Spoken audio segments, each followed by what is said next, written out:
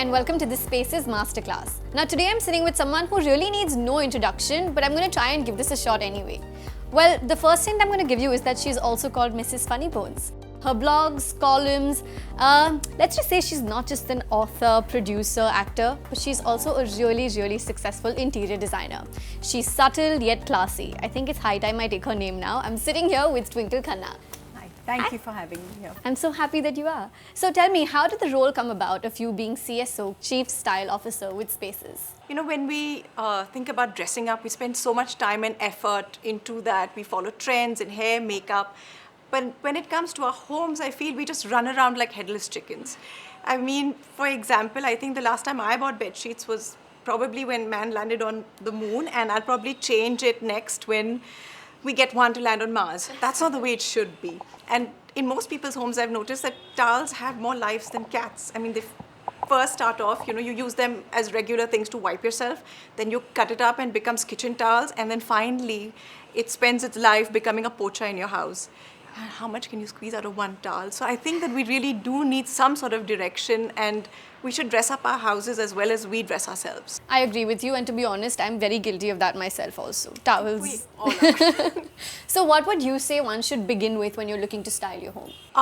Well, it depends upon which room you choose. So if it's a bedroom, for example, then I think the focal point is obviously the bed, because that takes 70% of the space. Right. So the way you style your bed, the colors you use, it all has to complement what you're using on the walls, the drapes, the rugs, and create a sort of subconscious harmony. Right. And anything in particular with regards to colors, prints, and textures that you think really stand out for like styling a bedroom? In my opinion, if you have a smaller bedroom, then you should avoid using very busy prints, very large, loud prints, because it'll make the space look smaller.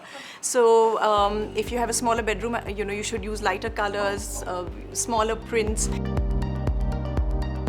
And how do you think of florals for bed sheets? Because I know a lot of people love them. Again, it's your personal aesthetic. Again, with florals, if your bed is a large king-size bed, then go for it, to splash out, be Picasso, have massive flowers all over. But if you have a small bedroom and a small bed, then I suggest you use very small prints. I feel like that's a place a lot of us go wrong, and we'll end up putting these big prints in excitement on smaller beds, and the rooms look super cramped then. Yeah, I agree. And what about geometric pieces? Do you feel like geometry and flowers in bedrooms all go together? I think you should pick one. It's easier for people who are not professionals to either, pick a floral or pick a geometric and go with that. Any other elements that you think we should pay attention to when we're styling our bedroom? It depends what you're trying to do with your bedroom. I would always tell you, paint your ceiling 2 shades lighter so that you give an illusion of height. Have lots of mirrors. Vastu says you shouldn't have a bed, reflecting in the mirror, but take care of that. But otherwise, have a large mirror so your space looks much bigger and better. Any technical know-how you can help us with on how we can pick our bed sheets? Well, I would say thread count is the most important thing. The higher the thread count, the greater the comfort.